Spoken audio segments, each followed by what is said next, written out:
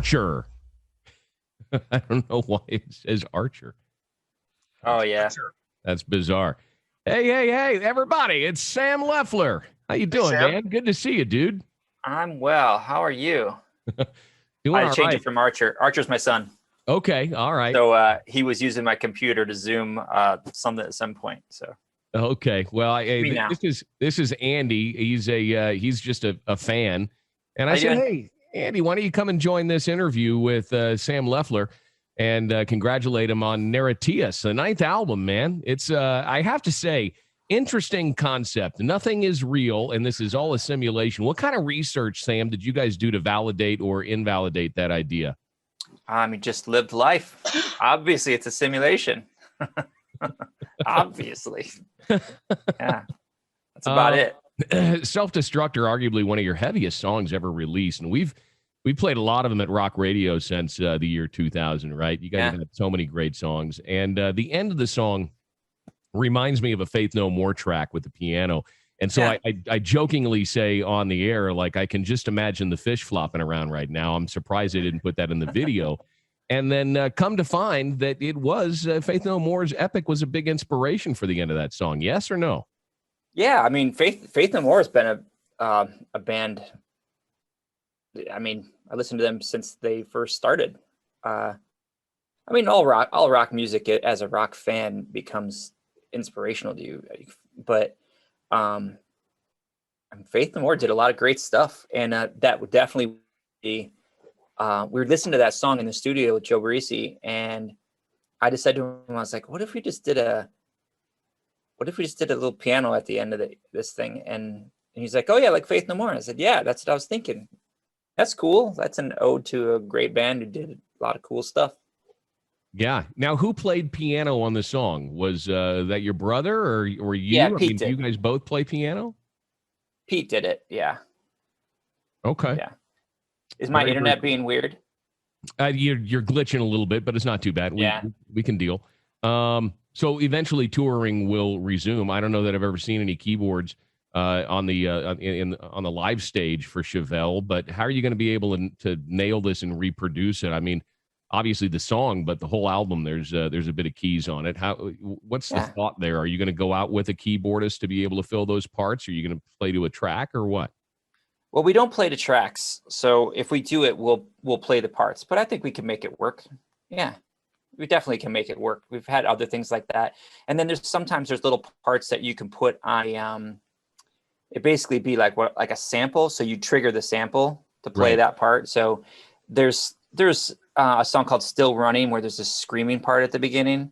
That's on a sample. So we hit it, and then you just come in right at the part. So we use snare drum samples, 808 samples, things like that. Yeah. So there's definitely ways to do it. Oh, or to just literally play it. Like that part of the song, we could have a bass player play that out. So that would work. So I have to ask, what room are you in? Is that your living room? Most people's living room, they got a couch and you've got a drum set and like the coolest lamp I have ever seen in my entire life. Look at that thing, Andy. Andy's a drummer as well. Which one? This one here? The one on his left? Oh yeah, this one. On our right, yeah. Right, this one here. I don't know that I can see it very clearly, but yeah, it is a cool lamp. I don't remember where I got that.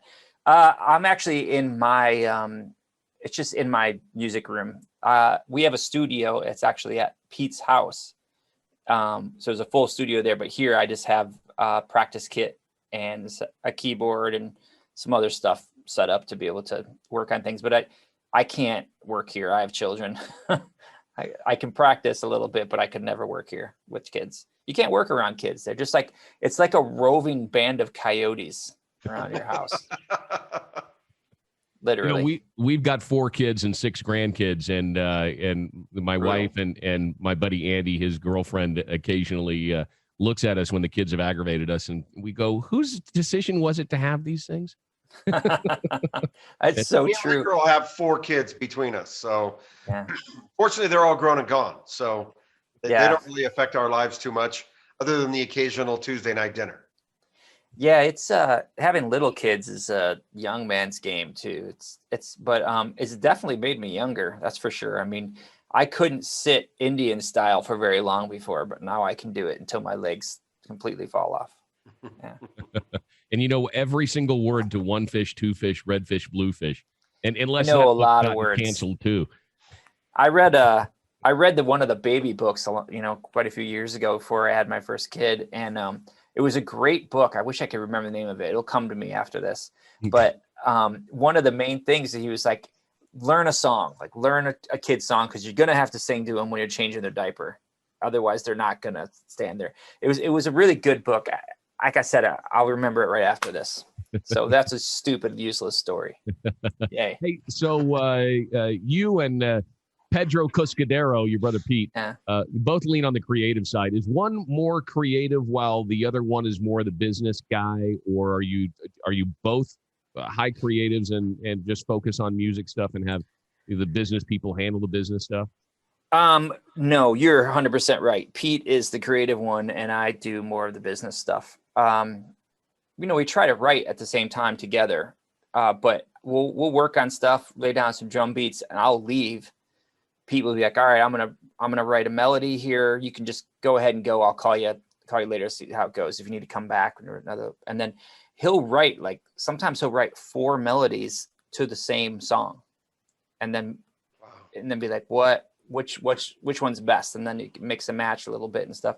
I mean, he works constantly, and that's one of the things that's come up about this album taking us so long. Neurodius is like almost 5 years between albums, between that and the North Corridor. And I think it's better because I think we wrote more songs for sure. And it just takes a long time. But there has been other songs too where we finished them and he didn't like it. So we went back and wrote a completely different melody and then sent it to our producer, and he's like, yeah, I love that. And then he wrote a third complete separate melody that was not just finished, but also recorded finished. There's a song on North Corridor that has completely 3 separate, completely sets of lyrics and melodies. Wow. So do you change that up in concert? No, that would really mess your head up. But it would be cool to put those things out there sometime, just people can see it. I mean, if it was easy, anybody would do it, right? It takes so much time. And you have other musicians be like, oh, I sat down and this song just came right to my head. And like, oh yeah?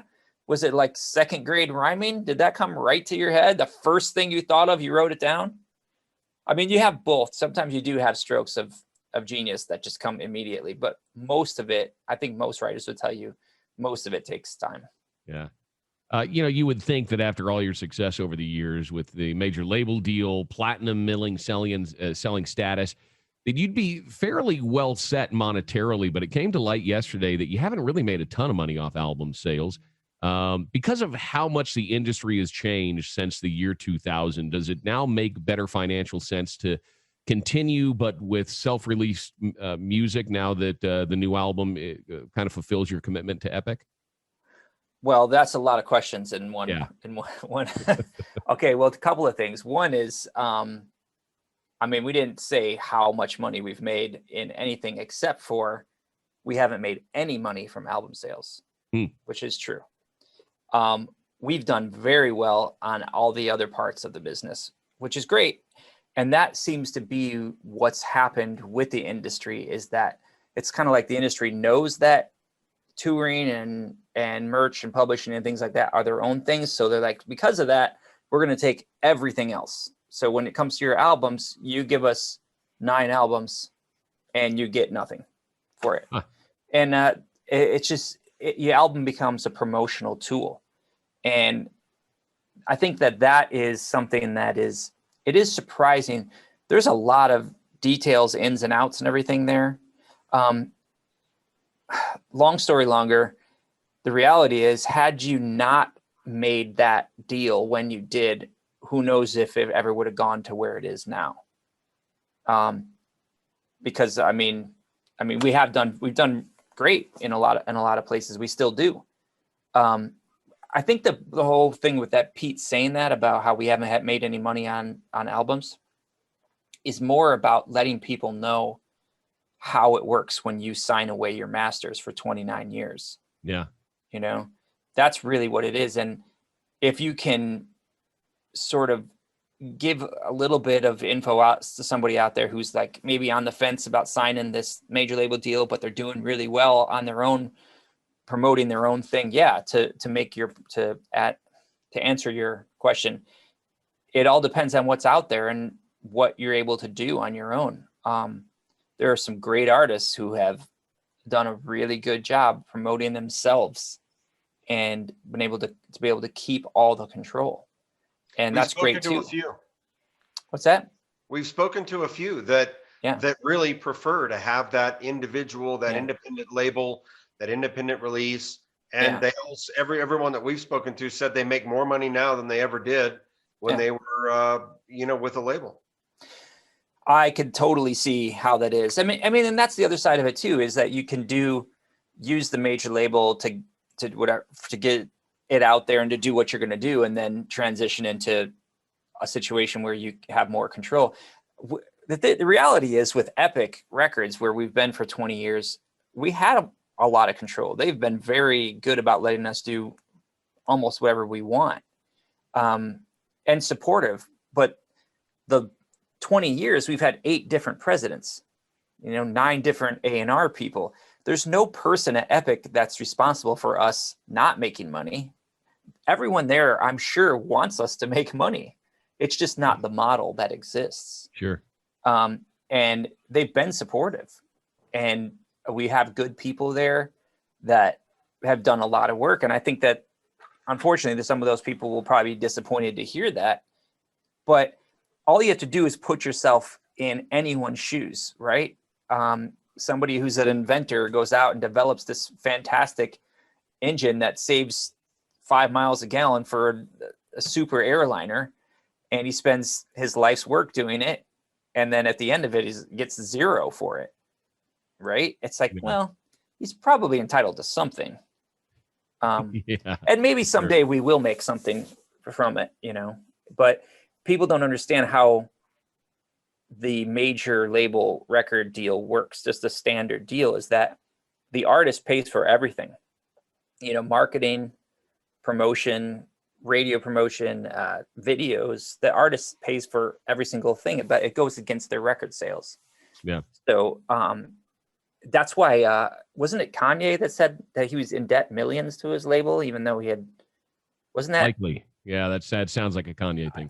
Don't quote me, but I thought there was a pretty big article a little while ago that is in my inbox to read. But I mean, if you're a major pop artist, that label might spend millions of dollars to promote your music, and that money comes out of your share of the record sales. So if your share is 20%, your 20% pays for all the marketing, the millions of dollars. So until it gets paid back, you're in a negative situation. Wow. So back to the new album. The album cover reminds me a bit of the old animated movie Heavy Metal without as much boob. So good. Tell me about your relationship with the artist.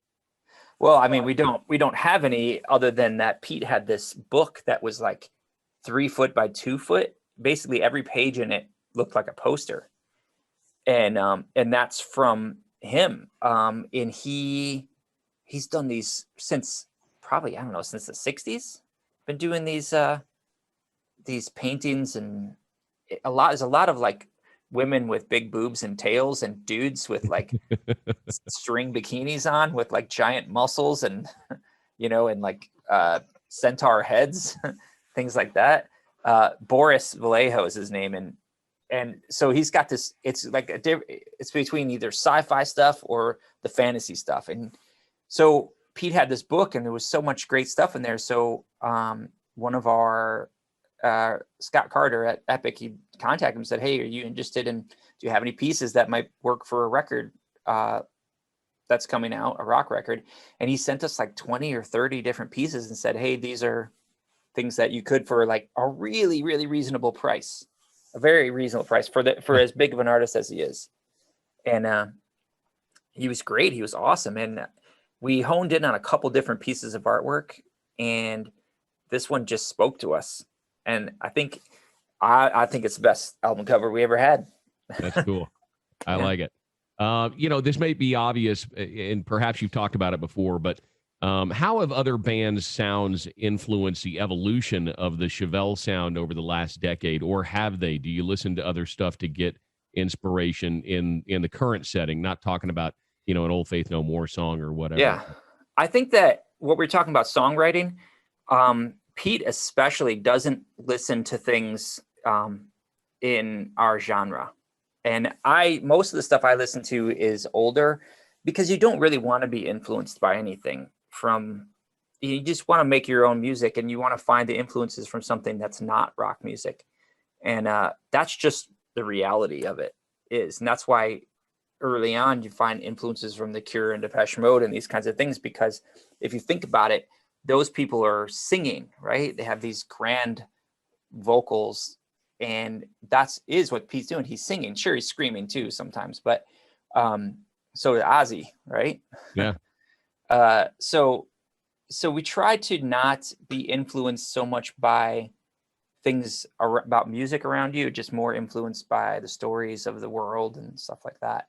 And when you play especially when you play as much as Pete does on guitar, you don't need any outside influence. It's so much, literally hundreds and hundreds and hundreds of songs, that are sitting there waiting to be explored. Has there ever been any pressure from the label to work with outside songwriters, or is that something that you guys have ever considered, someone you'd love to maybe collaborate with someday?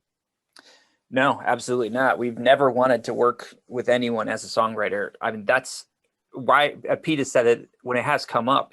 No one's ever pressured us to do it, but when it has come up, Pete's like, why would I want to give that up? That's my favorite part, is sitting there and working through the chords, working through the notes, the progression, and then sitting trying to find a lyric that works almost like another instrument in there, and finding a melody. He's like, why would I give that up to anyone else? He said, I don't know how anybody does it without doing that. It's such a personal thing that, you'd be missing out on a pretty major part of it. So yes, we've never worked with another writer. Okay. What goal for Chevelle still has yet to be checked off? Nothing. I mean, what are you going to do? You get number ones, you get, fans, you play headline shows in front of tens of thousands of people. As a musician, you just want to be able to do whatever the fuck you want. That's what it is. And that's where we're at. We just want to do what we want to do. So say that, it's your choice. You could take 2 months to tour, whether it's, performing and playing for people or just exploring a country. 2 months. What country would be at the top of your list? Oh man. It'd be Europe. We've spent a lot of time in Germany, and we've had such a great time doing that. There's castles and all that kind of stuff, but it would be Europe for sure, because we've spent a lot of time in the US exploring the US, and I never get tired of that. I'm a motorcycle trip guy. So I actually had a plan to go through Alaska on a motorcycle for 3 weeks, and it just got canceled because I hopefully have shows to do. Yeah. All right. Yeah. Fingers crossed. What's that? You see shows coming back in the near future?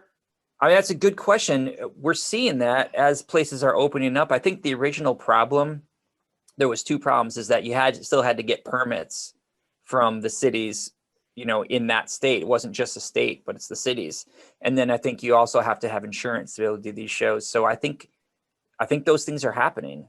I don't know that there'll be much touring this year, but I think you'll see one-off festivals and things like that, a lot of events.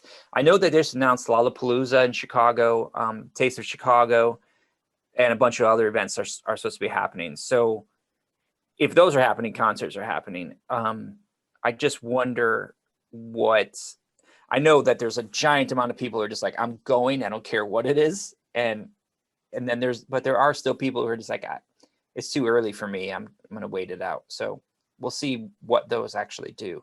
I think that's going to determine some things too. Looking 10 years down the road from now, if you had to look into your crystal ball, what do you think the biggest threat is to humankind? The internet as a whole, for sure. The fact that we can communicate with each other so easily, to be able to give each other all kinds of false information, constantly being direct. It doesn't matter if it's your email, your phone, your texts, any chat room, any piece of news. There's the ability like to put stuff that's not true. I mean, we're getting it constantly. I got a call from Social Security the other day. I'm like, I'm not getting Social Security yet. You're ringing up the wrong phone here. Hey, and by the way, I wanted to remind you, Sam, that your extended warranty is about to go out. Yes, I saw that too. That's all right. I re-upped it. All the money, put it right on my credit card. Split it over 3 credit cards. So yeah, I mean, the internet for sure. But I mean, isn't it nuclear? Isn't that the real threat? Actual nuclear weapons? Yeah, I would imagine so. I would imagine so. Or biological. Are we like the doomsday clock is closer now than it's been in a long time? I think we're living a biological threat attack right now. Oh yeah. I think a biological is probably more likely than nuclear. Oh, for sure. I see your point. I think the doomsday clock too, I think it has to do with more like the potential for humankind to be completely destroyed. And for the most part, anything biological is probably not going to take everybody out. Certainly hope. But that's a fair point. Yeah. I mean, we're learning things. I think that with this pandemic, you guys probably agree that we've certainly learned a lot about how to function in it, or how to not function, or what sort of works, what doesn't work, and what basically our society as a free society is going to do when the next one happens, the next pandemic happens. We can, they in the movies, when they addressed it, they didn't address the whole right side, left side disinformation thing in it, because it's so big. I don't think anyone really knew it was going to be that big of a deal, So, yeah. Well, I think the movie was Contagion, right? Yeah. So good and really accurate. I have a tough time going back and watching that, having lived through 2020. It made me tear up a little bit. Yeah, no doubt. Sam Loeffler, congratulations on the 9th album, Narratius. Narratius, am I pronouncing that right? It's a made-up word. You can say it any way you like. Awesome. We say Narratius, Narratius. Narratius, okay. Yeah. Hey, I appreciate your time today, man. And, you guys are always a brilliant live band. I can't wait to see you back out on the road and in front of people again, man. We all need it. Yeah, us too. We have shows towards the end of June that start. So fingers crossed those all happen and everybody's happy and going. Yeah. Awesome. We'll hope to see you out on the road, brother. Absolutely. We will see you. All right. Nice to see you guys. Cheers. Thanks. Take care, man. Yeah.